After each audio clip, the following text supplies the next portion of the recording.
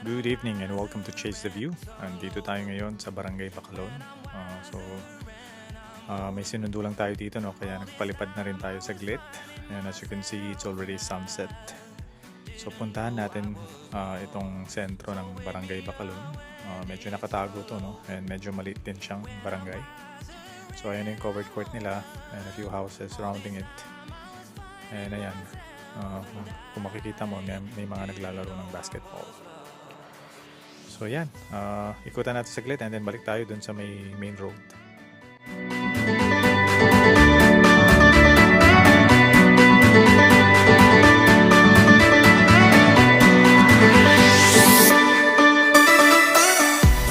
So ayan, no, kahit na palubog na yung araw, may mga nagsasaka pa rin. So ganito talaga sila kasipag dito sa Bacalon.